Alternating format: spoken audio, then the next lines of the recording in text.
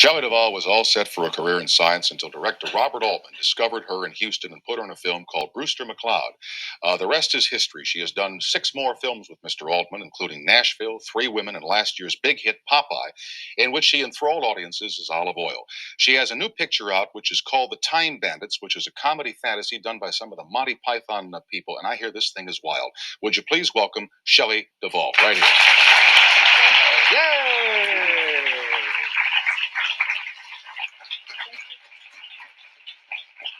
Now tell me about this thing where somebody fell on you while you're making this picture. First of all, you finished Popeye in Malta, which has got to be horrendous, and then you fly right to make the Time Bandits, and it was a physical thing. Somebody fell on top of you or something like that?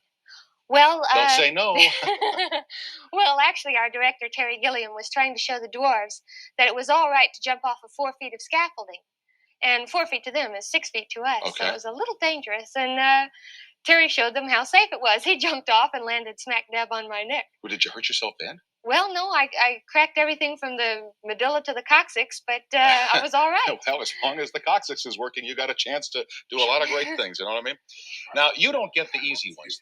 The Shining that you made with Jack Nicholson, with Stanley Kubrick, was set for shooting, as I read, for about 4 months, and it ran to 9 months. And he made you do the scenes over and over again? Actually, it was 11 months altogether, and I was in London to do it for a year and 1 month. That was a long haul. But you had to do the scenes over and over again. Yeah, you had remember you're doing all the crying in that picture? You must have thought of ways to cry that you never knew you had inside of you. It was 9 months that I had to cry straight every day, all day long for 9 months, 6 days a week. Now to the Time Bandits and the Monty Python people. I watch those people on television, and they are certifiable. They're very, very funny, but they are certifiable. Are they as wacko in person as they are on the tube? What are they like to work with? Well, you'd be surprised. They're all scholars in their own rights. They're all Oxford and Cambridge graduates and very, very bright. It's just that they never grew up, I guess. They're really a lot of fun to work with, that's for sure. But now the premise here is that you go through different periods, and it's like a time warp picture, isn't it? You go through different periods in history? Well, the film is about 6 dwarves who steal time from Sir Ralph Richardson, who happens to be the supreme being. And they accidentally take a little boy along with them. And they have a wonderful time wreaking havoc, from century to century. And they drop in on people like Sean Connery, who plays King Agamemnon, and Ian Holm as Napoleon. Mm-hmm. And you might know Katherine Hellman from Soap, plays the ogre's wife. Now, this picture's going to be a big smash with little people, the kids, okay? As yes. Popeye was a big, kids love you. I'm sure you know that if you do personal appearances with children, they must go crazy when they see you. They do. I must admit, that did it. Yeah.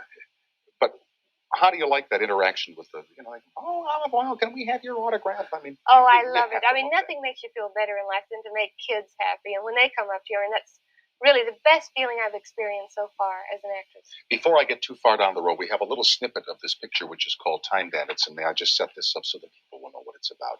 Here we find Shelley and Michael Palin of the Monty Python troupe as Pansy and Vincent, 2 lovers aboard the Titanic. This is from a picture which is called The Time Bandits. Here it comes.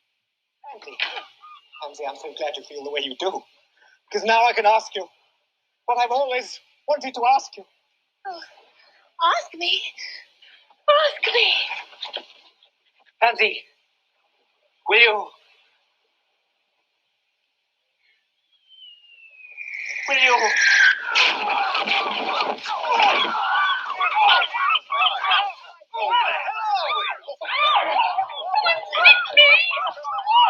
Pansy! Give me that! You ruined everything! Pansy, I can explain! It's only the thing on my nose and the hairpiece. Everything else is fine! Oh, dear. That is from the Time Bandits. And your British accent is very, very good. Thank you. The editors told me that I fooled them. Oh, really? I was surprised about that. You set out to be a nutritionist. That's correct. Well, a scientist. I was going to be Miss Einstein or something like that. Do you still harbor ambitions in that area? The science, chemistry, nutrition, whatever it might have been that you were somewhere they told me nutritionist. Is that true or false? Well, that's partially true. Partially yes. True. Nutrition and diet therapy was one of the courses that I was studying at the time that I got discovered, and by Robert Altman as an actress. My first film was done in the city that I grew up in, Houston, Texas. So I never even had to leave home to become an actor. But do you harbor the ambitions at all that you had in the area of science? Well, sure I do. I still subscribe to just about every scientific publication there is. And occasionally pick up a book on nutrition and diet therapy. When Altman said, "I'm going to make you a star," or whatever it was that he said to you, how did you respond to that? What did you think at the time? Well, actually, they said, "You're an actress." And I said, "Oh, no, I'm not really. I've never even had speech or drama in high school, much less, any experience at it. I'd never even done a play. And I didn't see my first play until 1974.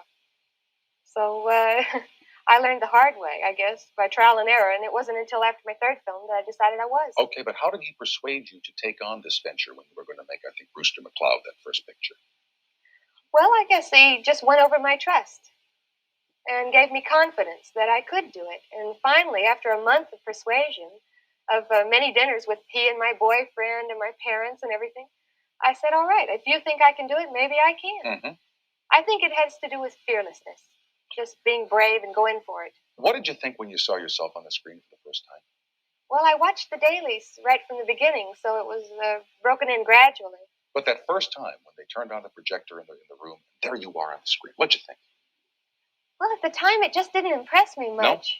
No? Not until later, in retrospect. Now I'm impressed, But did you have the feeling, I don't look like that, I don't sound like that, or were you comfortable with it? Well, I thought that was me, all right. Okay. I didn't do much acting in my first movie. I just sort of walked through it. It was a character that wasn't too hard to play. How is the whole business of being a motion picture star different from what you thought it might be at the beginning? Well, it sneaks up on you. Actually, I was taking a drive, driving all over Colorado and New Mexico, and I stopped in a little tiny town at 11:30 at night at a Dairy Queen. And I rolled down the window to make my order, and the girl said, "Aren't you Shelley Duvall?" And I thought, oh, my God, I'm a star. I mean, that was the first realization I had. And that was after The Shining.